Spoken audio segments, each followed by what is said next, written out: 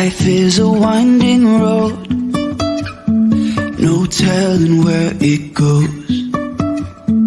Driving through days and nights, won't stop for traffic lights. All right, and good afternoon, all the listeners here if you're watching live for episode 2 of season 9 of Successfully Chaotic. I am your host, Maria Daniels, and today I am joined by an amazing guest.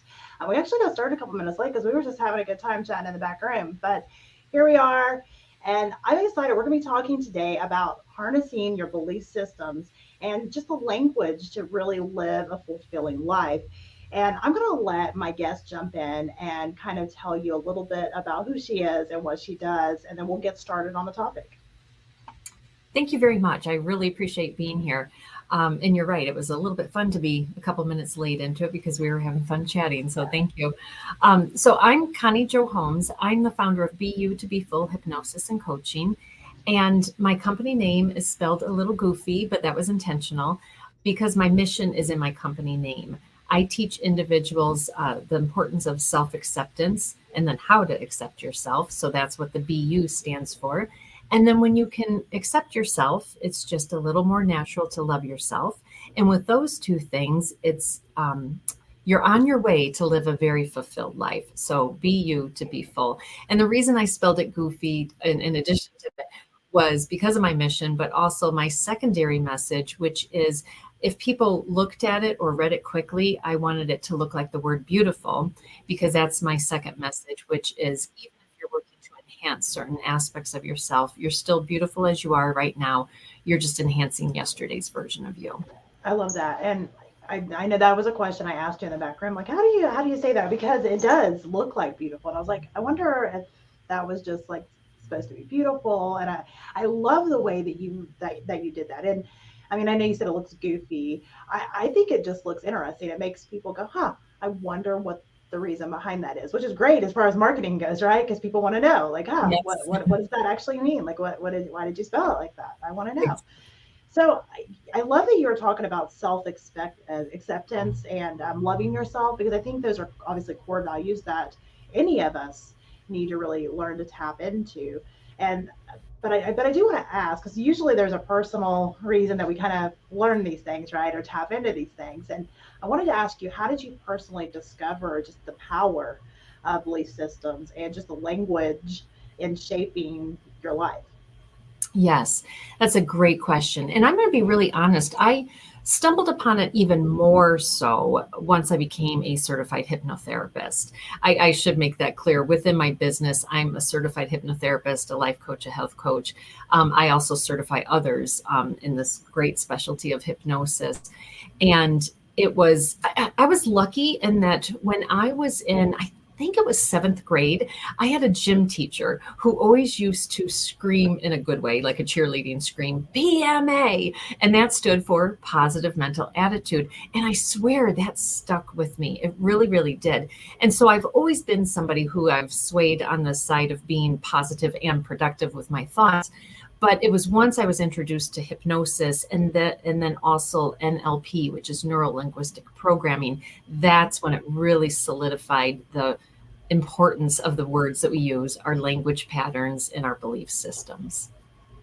Well, and I think that there's a lot of reasons that somebody can want to be able to tap into self-acceptance and loving themselves. But what are some core reasons that you have found that really improve people's, life journey or their business or their mindset or all those things? Because I really love what you said about that positive mental attitude. And I think that is so simple, yet it actually is so, important to be able to kind of tap into that idea. How do you really work with people to be able to do that? The belief system specifically? Yeah. No, well, you mentioned, the hypnosis and the NLP and all those things, and then having that in full circle with the belief systems and self-acceptance. Like, how do you kind of bring that full circle with transforming lives of the clients that you work with? I sort of say patients, but you probably call yours clients, correct? Yeah, definitely clients. So yeah, not medical for me. So what I do is, so whether I'm wearing my coaching hat or my hypnotherapist hat, At the end of the day, I would probably say it's always a coaching hat. And then, it just depends on the tool that I need to Yeah. pull out of my resource bag, right? But I really listen to them. I listen to the words that they use. And so often, and now you guys all do this too, just listen to your friends talk, your neighbors, whatever.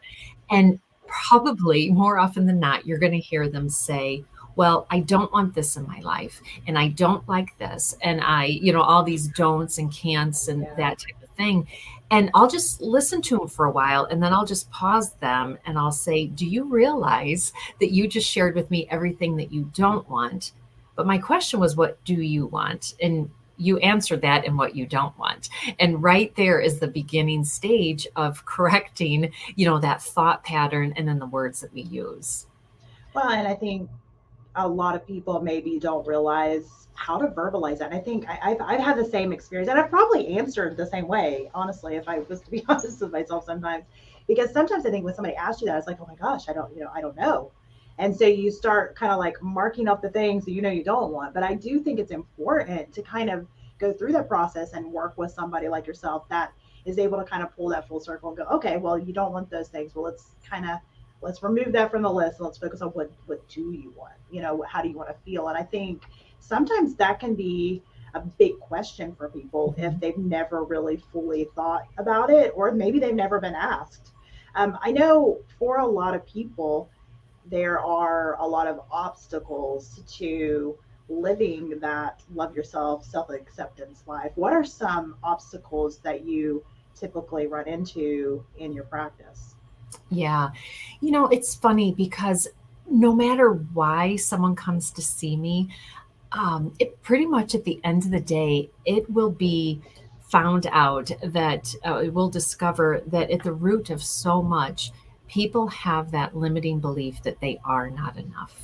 You know, and sometimes that's phrased in different ways. Sometimes they'll just say, I don't feel enough. Sometimes it comes across as I'm not worthy, I'm not deserving, I'm not lovable. But no matter how you shake it out, it is, I am not enough.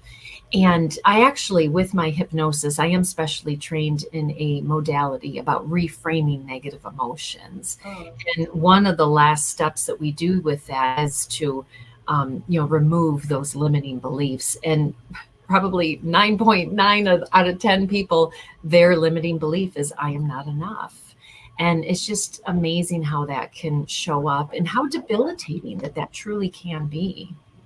absolutely. Well, and I know a lot of our listeners are moms, and most of them are also like mom entrepreneurs. So, I'm a mom, I'm an entrepreneur, and I can tell you from experience that there are many, many days where I feel like I'm not enough and I can't do enough and I can't keep up enough, and there's not enough hours in the day. How many of these things do we say? And I think social media is a tool that we use for great things. And I use it for business and also like sharing inspirational things, but we can also accidentally fall into letting it really tap into that limiting belief that we're not enough. Is that something that you find is pretty common? Do you work mainly with women, or like who is most of the people that you work with particularly? When I started my practice, it was mainly women, but now it's probably about 60-40, 60% Oh, women, that's 40% awesome. men. It's kind of funny how that does Yeah. evolve. But to answer your question, so one thing I really encourage people, get vulnerable. I want to go back just 2 minutes ago when you were sharing about how, wow, if I'm really honest with myself, maybe I answer questions in what I don't want. What I wanted to jump in and tell you, you know what?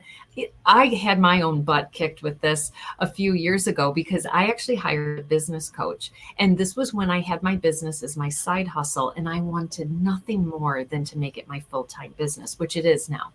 But so I hired her to help me with that. So she asked me, what do you want? And and I'm in this space. Yeah. And Yeah. I answered it with, well, I don't want to fail. Like all these that I Yeah. don't. And she just busted my chops and she called me out on it. And it was like, wow, that is amazing.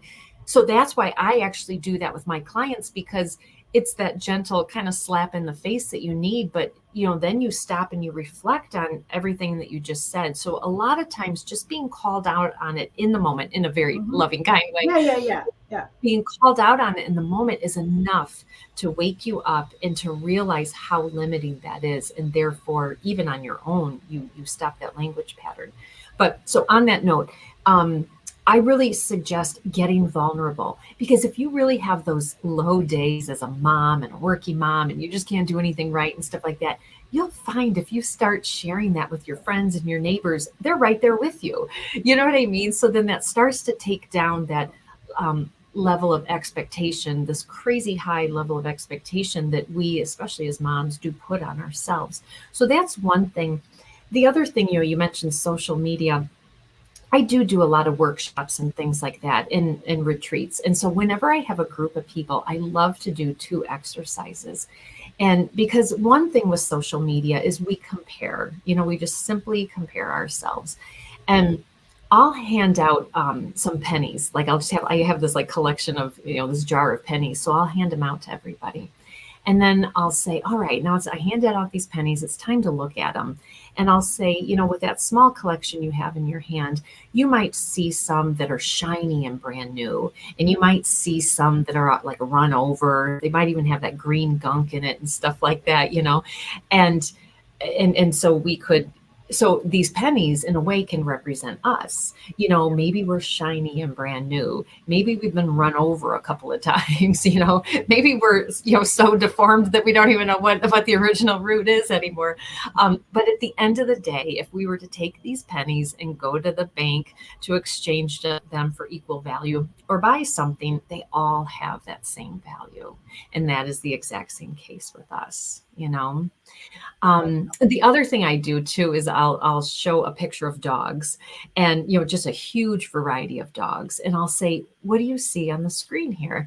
And the answers range from dogs, puppies, heaven, love, all these beautiful things. And then I'm like, yeah, you're right and stuff.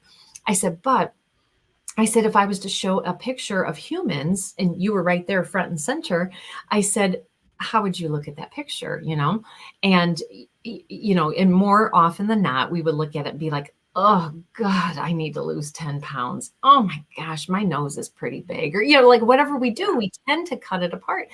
And it's like, why can we not get into the habit of, looking at ourselves the same way we would a dog? We don't look at that English bulldog and be like, oh my God, look at those short legs and that smashed nose. And, look at that big old Labrador with those long ears. We don't do that. We see that for the beautiful collection that we are. And I just would love to see all of us humans, especially women, do the same with us when we, Absolutely. see ourselves next to others. Absolutely. I'm right there with you. And I mean, I do good most of the time, but I do have my moments and I catch myself when I do. I'm like, nope, we're not doing that. And you get in those accidental loops, I think sometimes, even when you've kind of gone through your own healing journey to come out on the other side, you're just always having to kind of do a little bit of maintenance. But now I do want to ask you that for people that maybe are just kind of getting into this self-acceptance journey and, loving yourself more journey, what are some steps that they can take to be able to start to kind of change and transform? Yes. Well, since we just were on the heels comparing ourselves, that is probably one of the very first things, is just absolutely stop that comparing. I did publish a book a couple of years ago, and a direct phrase I have in there is, comparison is the gateway to depression, so, absolutely knock that off. And just realizing, that we all have our own strengths and weaknesses, and just a really quick thing with this. And I know this is talking about looks a little bit, and it's comparison is a lot more than that. But when I was in school, I'll turn sideways for those that are on the camera, but I've got, the bump on my nose. And when I was in school, I was always called Ski Slope. I was made fun of, and Ski Slope was my nickname. And I remember when I got to high school, I thought, all right, the minute I graduate, I'm going to get a nose job. I'm tired of this. Well, you know what? I grew to absolutely love my nose, and I realized it's me and it's my Yeah. personality, you know? And so that's just one example to realize that a lot of times it's our quirky little temperaments, but also like little quirkiness about, you know, how we look and stuff like that. Those are the things that actually make you beautiful, and really, really remembering that. So that's one of the things, is to definitely, you know, stop the comparison, because, you know, there's just in a world full of individuals, comparison makes absolutely no sense at all. I really agree. Well, and it really doesn't. I mean, and I think a lot of people will say that, right? Like, oh, like, well, I can't even remember who made the statement, or I guess it was a question, but pretty much put it out there that said that how boring would the world be if we were all exactly the same? And we all agree, like, yeah, they would be so boring. But then we all do have these little things that we pick on, you know, about ourselves. And I know years ago when I used to do a lot of just like women's fitness classes and stuff, I also worked a lot on mindset and stuff as well with them. And one of the exercises that we would do is I would, you know, pass around pieces of paper and a pen, and I would have them write one compliment about everybody in the circle. And it was funny, like reading them, because there were so many times the compliments were the things that people were so self-conscious about. Yeah. Like, and it was just interesting to kind of watch that, because we don't never know really how somebody else is kind of seeing us through their eyes, and we're usually the most critical about ourselves. And I think if we could kind of take a step back and look at ourselves from a uniqueness, I think that would go a long way. I think that is, you know, great words of wisdom that you're sharing with us today. Do you have any examples maybe of, you know, maybe some clients? Obviously, I know you can't give like specific names and stuff like that, but do you have a high level, you know, of story maybe that you could share with us of, you know, utilizing this type of a I guess journey to be able to kind of change their life? Yes, yes. I do work with so many in this space, so I want to think of one in particular. You know, probably definitely with the reframing negative emotions. That's a really good one, because one thing with that, and this somewhat ties back to your last question about, you know, ways to build our self-esteem and self-confidence. One other thing, there's several things, but one other I did want to share is a lot of times it's important to remember that things happen to us, but they don't have to define us. You know, I think so often something cruddy might happen in our life, even if it's a season of our life, and we really take that on, and we decide that we want this to define us, and then we go about living our life in that manner, instead of looking at it that, you know, this was just something that happened to me, and I can learn and I can grow and evolve from it, being vulnerable and sharing it with others, and that type of thing. But on that note, now connecting back to your most recent question about a client, the reframing negative emotions is so effective, because most people that I'll run through this protocol, they're really coming because they're like, I just feel stuck, you know, and they can't quite describe the stuck, where it came from, when it started or anything, but they're just stuck.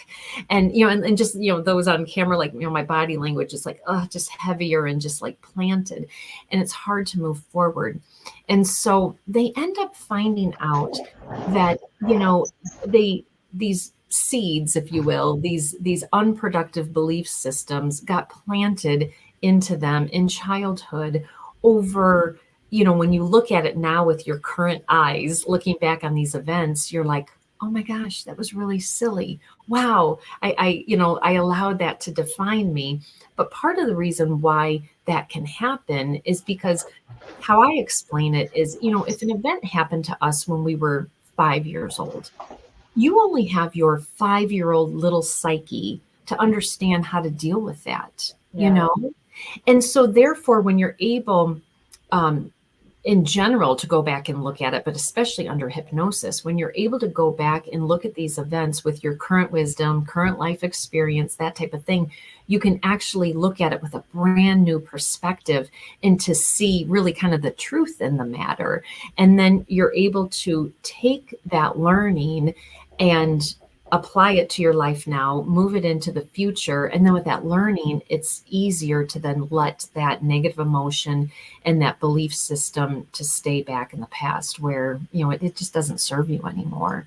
So with some of the clients, just like they'll describe it like, just this heaviness on them, like carrying around just this burden on their shoulders. And it's hard to put in words, but really how they describe it is like, I'm just lighter. I'm brighter.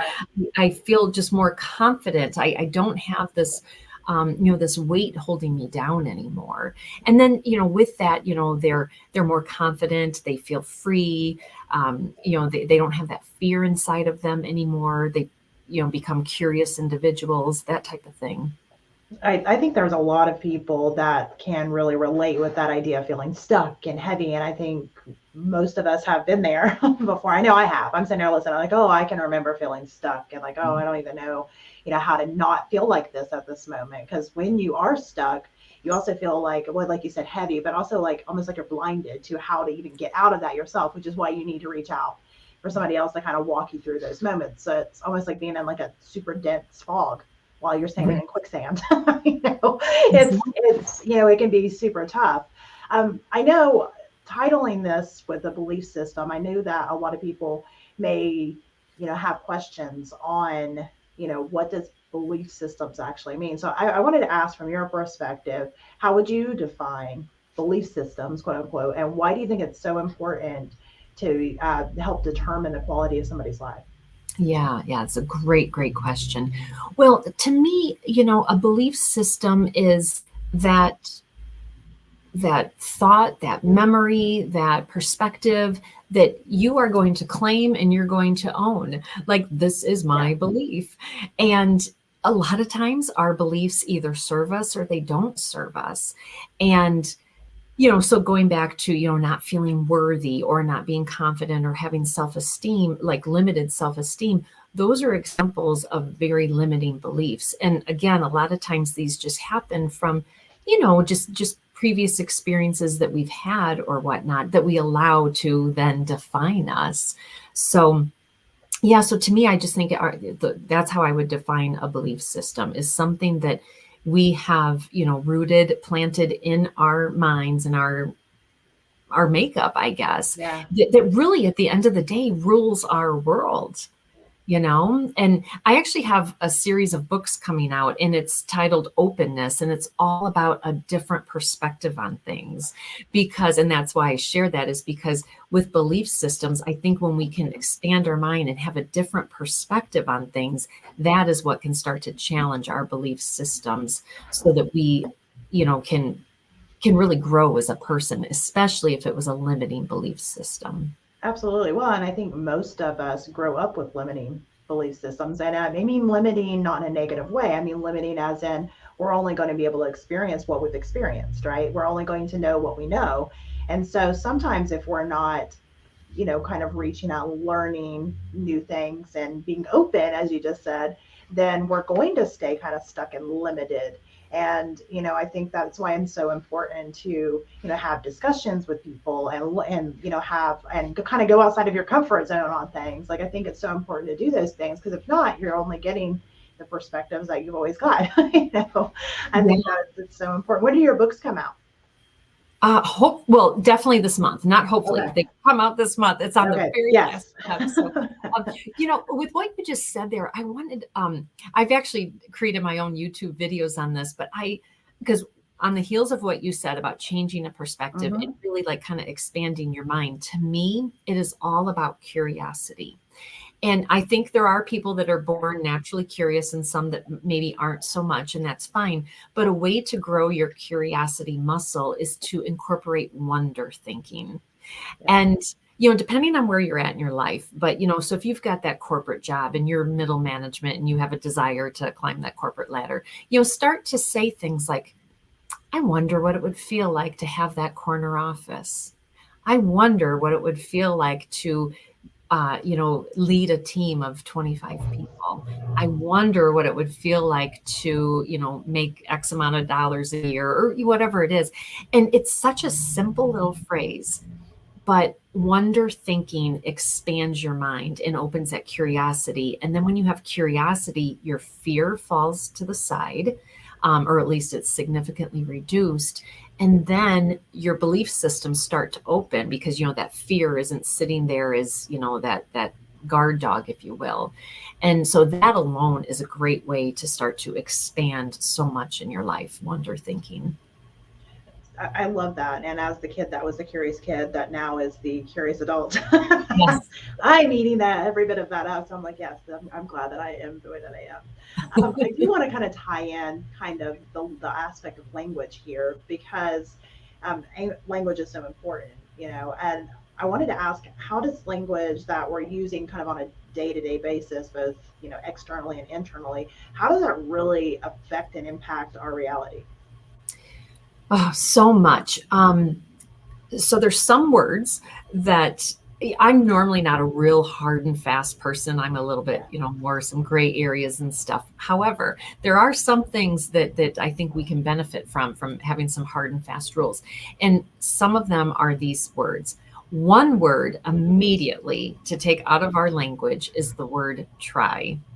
And this is something that I actually learned from my business coach. And I'm going to tell you, I still use this word once in a while. I am seen on my YouTube videos, like talking, and I'll say try. And even on the video, I'll be like, it's almost like I reach out and grab the word, like, nope, I didn't mean try. And then I'll rephrase it. Because try is just an excuse word.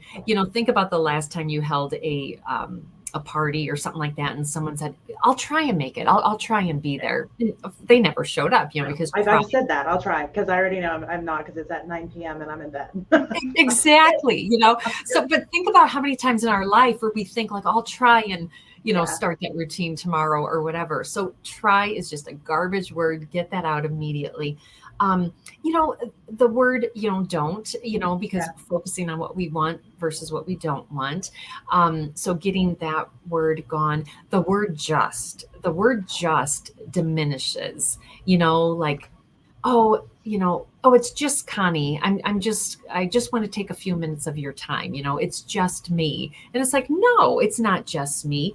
It is me. And I would like to have 5 minutes of your time. It kind of somewhat takes your power back a little bit. One thing, and I want to point this out because I said this when I was using the word try, and I was talking about when I do YouTube videos, and I'll still catch myself. So one, it's very important to notice when you're saying things that are not productive. And I'm not just saying positive here. I'm purposely saying productive, positive and productive versus negative and unproductive. But I encourage people to notice it, but then almost like, and this is homework I actually give my clients, almost like picturing yourself flipping a light switch, and flip that light switch up. And then when you do that, because one, that's just like a visual, like alarm for you almost. And then once you do that, rephrase that, because that's what is training your brain for that change. It's not just thinking, oh, I just said just, but it's correcting and rephrasing that sentence, because that's a great way for that reinforcement.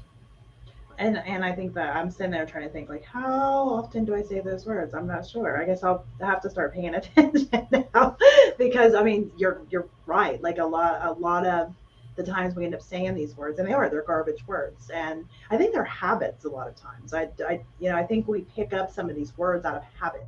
Yes. And then we just keep saying them. But if somebody's just kind of starting again on this journey, what are a few actionable steps that they can take today, right, to be able to start to harness that power of belief systems and positive language to be able to live a more fulfilling life? Because if they haven't been doing any of these things before now, that can seem like a gargantuan task. But what are a few actionable steps that they can take today? I think for anyone who is feeling just stuck in any way, whatever that means to you, I encourage people to just pause and reflect for a moment and think, I'm feeling stuck. Where am I feeling stuck? How long has this been going on? Just to, peeling that onion and getting to the root of it. Because once you can get to the root of it, then you can better understand it. And then, wherever that route led you to. You're sitting there looking at it and then being very honest with yourself, doing some really good self-reflection. What was my role in here? Because sometimes we're the victim, sometimes we're the instigator, sometimes we're the lazy observer, whatever it might be, but really being honest with ourselves and then deciding, okay, this is where I'm at, but this is where I want to be.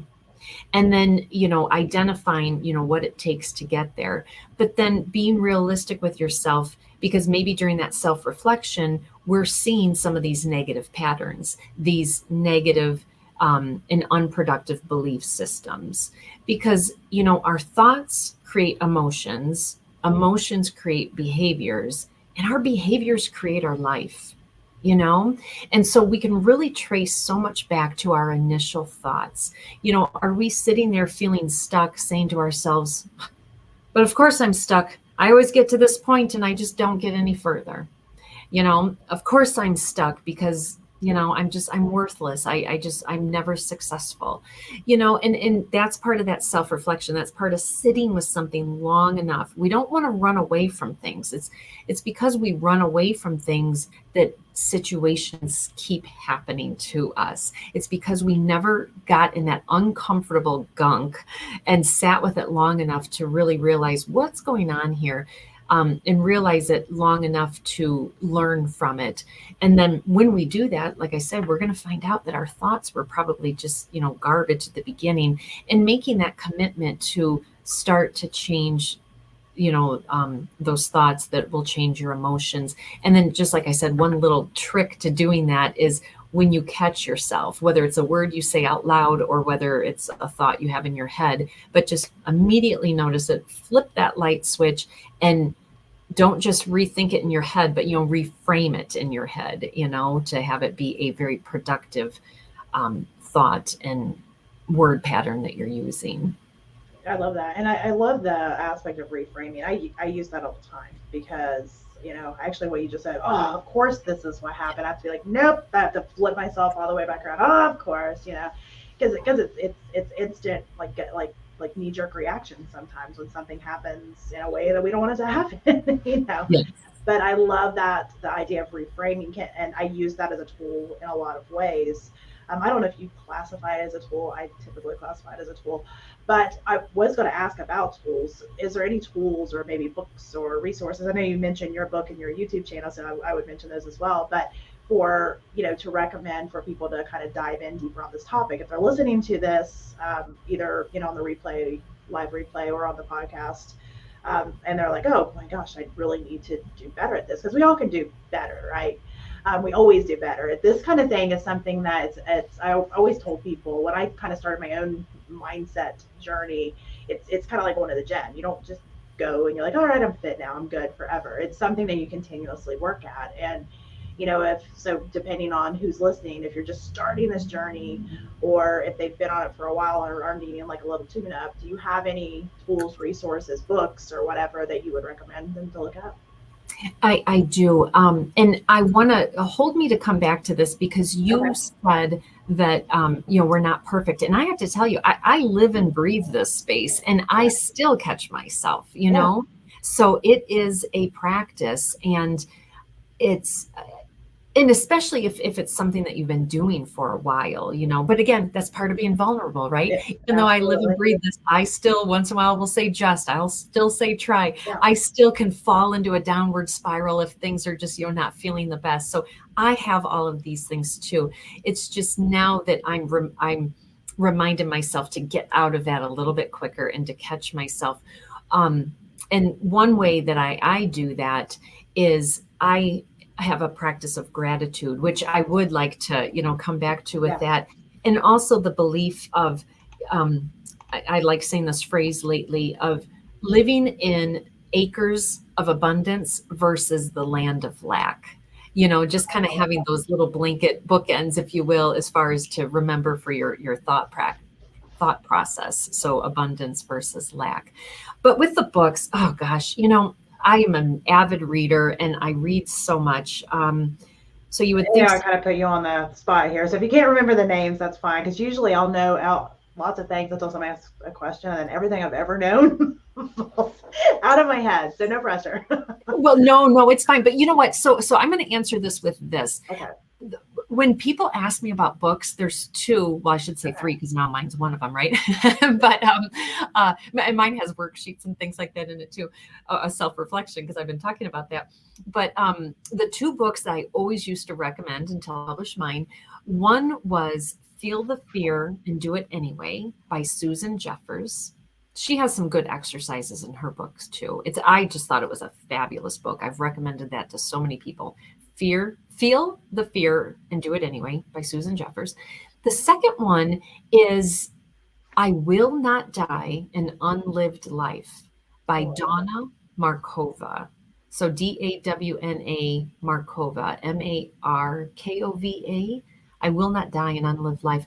Those two books, but especially I Will Not Die, An Unlived Life. Oh my gosh, that one just talked to me and it poked me the whole time. I just wrote that down. I haven't read that because the title speaks to me. Because I think a lot of people get to this point in their lives that's my biggest thing, right? I don't.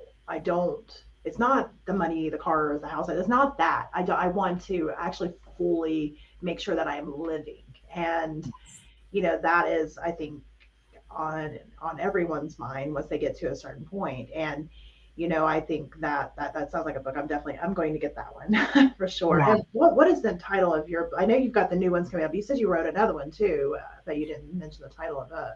Actually, my published book that I have right now is it's after my company name, but I spelled it correctly since it's a book. But it's called Be You to Be Full. Okay. The subtitle is Learn the Art of Self-Acceptance for a Life of Confidence and Fulfillment. Awesome. Yeah. That's awesome.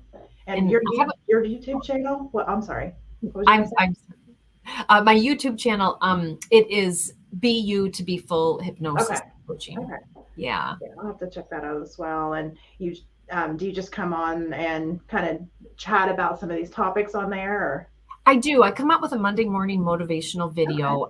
I have like around 150 videos, I think. And yeah, they range on topics. I'll talk about fear. I'll talk about the importance of personal values, just all sorts of things. And I try to keep them around, 10 minutes or so, just to kind of a quick, like bite-sized chunks. And now I think that's great. I'll have to check that out. I know, we mentioned this earlier, that this is something that is an ongoing journey for everyone, even if they're in the space. I've talked to a lot of coaches that are directly in that mindset space that say the same things. It's something you have to continuously be practicing. And, I think that's why it's so important to have kind of these lists of places to go for Monday motivation, or, if you grab a book about, what does it say? I will not live an unlived life. I love that concept of, getting that information out there to be able to motivate people on these things that we think about, and that really sometimes become worries if we're not sure kind of how to address how we're feeling about them. Right. Well, I'm going to tell you one thing that was the biggest game changer in my life. And so I read this in a book. I wish I could remember it. It's so weird because just like those two books, I can tell you the title and the author and all that stuff. And normally that's how I am with books. But for some reason, this one, I can't remember the author, which is weird to me. But I read in a book back in 2010, it was talking about the importance of gratitude. And this author recommended, and I'm sharing this as a hot tip, as far as, even though I still have work to do, I've come a long way, and I know it's because of this single practice. And so, long story short, since 2011, I have been writing down nightly on Facebook, no less. I don't recommend that for everybody, but I have to take things to crazy town, I think. But I've been documenting on Facebook 5 things I'm grateful for every day. And I swear to God, that has changed my life. The reason it has, I'm sure some of your audience members have heard about RAS, or the reticular activating system. And when we are focusing, what we focus on is what gets served up to us. So because the reticular activating system is an actual, I don't know what it is, so I'm going to say thing. It's an actual thing in our brain that actually filters up to us the things that we need to be aware of. That is where that phenomenon of, if you've been in the market for a new car and you want this new yellow, truck or whatever, and you never saw it before, but all of a sudden you've been researching it and all of a sudden it's everywhere. Yeah. And that's a great example about the reticular activating system at work, because you have been putting attention to it. Your RAS is filtering that up to you. And the reason why our RAS is important is because there's so much stimuli going on at all times. And if we were aware of every single stimuli happening, it would just be too much. So the RAS, reticular activating system, is a real thing that serves a real purpose. So on that note, when I do my gratitude practice, I'm just solidifying my RAS. And one story to support how this gratitude practice since 2011 has supported me so well. My dad, it'll be 5 years ago this January, he died of cancer. And of course, that's sad. It's devastating. It kind of came out of nowhere, that type of thing. But honest to goodness, during his passing and after his passing, I was able to truly look around and see all of the enormous things to be grateful for. The only good thing about cancer is you have time to say goodbye. Well, I chose to focus on that. I had time to say goodbye instead of seeing the deterioration of cancer. He died in his home on the family farm that we all grew up on, and that is what he wanted. That's a blessing. And by being able to really have this gratitude practice in all honesty and sincerity, like, that's what I see. That allowed my morning for my dad to be more present and softer and richer, gentler. You know what I mean? And that just helped out tremendously.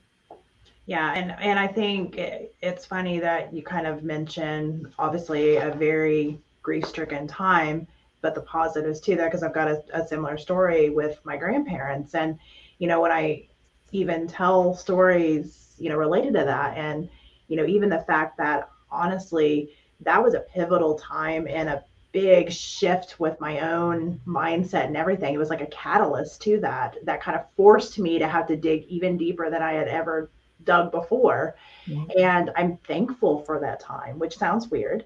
But I'm thankful for the journey that I had to go on during that time. And I get some strange looks when I tell that story. And obviously, if I had to choose, I would definitely want my grandparents with me again. But what I'm explaining from that is the fact that even during some horrible times, there was such a blessing that came from it, that my life is in some ways so much better. And, I look at it as a way of kind of focusing on that was her gift to me, was that, her passing, as sad as I was, kind of forced me to deal with some of the stuff that I'd only surface level dealt with, because the rest of it I just kept shoving it. You know how we do sometimes, right? We shove it away. I was forced to have to uncover all of that stuff that I never wanted to deal with, because it was bubbling up to the surface, because I was full. I couldn't take it anymore, and I think there's a lot of people that, they come to this mindset journey not by choice completely, right? We'll end up coming there because it's like we can't figure out what we need to do. We know something has to be done, but we're not sure what. And a lot of times that will be from something that is very grief-stricken. Yes. Yeah. Thanks for sharing that story, because it's a hard time, but to be able to find that blessing in there is such it's so beautiful. It really is. Now, I know I feel like I could just keep talking and talking forever, but we've been on here for a little bit, and I know my team will be like, all right, that was a little long that time, so I'm gonna start wrapping this up. I do want to make sure that people are able to find how to connect with you. We did mention, a couple of things, but not specifically, so I wanted you to kind of throw out there where they can, find all things Connie. Oh, well, thank you so much for that. So really, probably my website, which is Connie Jo Holmes, and Jo is spelled the female version. So it's JOCONNIEJOHOLMES. And on there, I offer quite a few, retreats and workshops, live and virtual as well.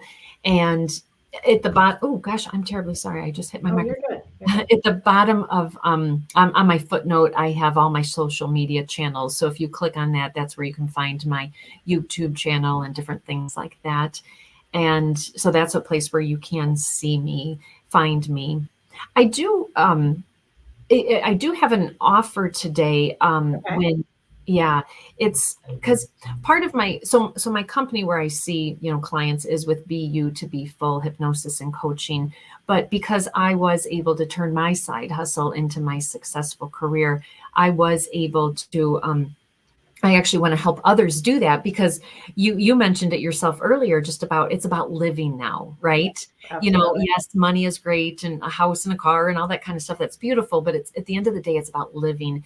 And I have found such freedom and peace and fulfillment in having this business. And so I actually just very recently created a second company, if you will, and it's called the Coaching Compass Academy. And with that, I have an ebook that's going out, and I'm actually putting the finishing touches, quite honestly. This is how fresh it is, on a signature program called The Same Thing. So I would like to, just let people know about that I do have that going on if anyone needs any help with turning a side hustle into a successful career. Well, I think there's a lot of people out there that will probably be interested in that. And if you're listening to this on the podcast platforms, you can actually find the links to these things in the show notes. We'll make sure and put those on there. If you're watching them live now, just check back on Tuesday. We will be dropping that onto the podcast, and we'll put all the links available in the show notes. And we're excited that you've joined us today, Connie, for this episode. It's been great. Like I said, I feel like I could just keep talking. I know. But all good things must come to an end sometimes. So don't forget to subscribe and rate and review our podcast if you're listening on the podcast platform. And if you're watching this live or watching the replay, if you could do us a favor and just hashtag replay. We're kind of getting curious on how many people are watching live versus replay, and that would help us out a lot. And until next time, thank you so much for being the best part of Successfully Chaotic.